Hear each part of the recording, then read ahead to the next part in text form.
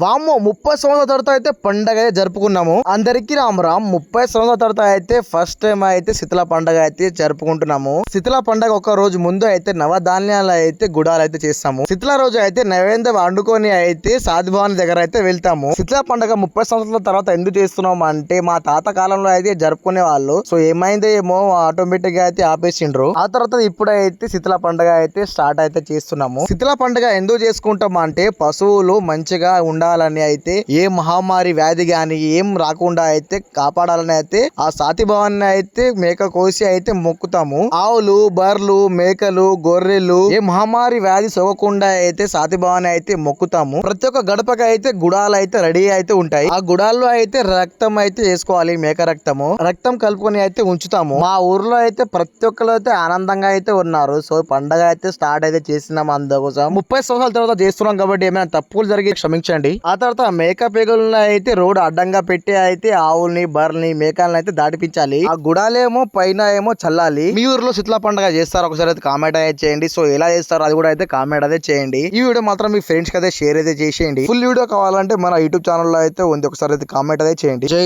సాతిభావన్.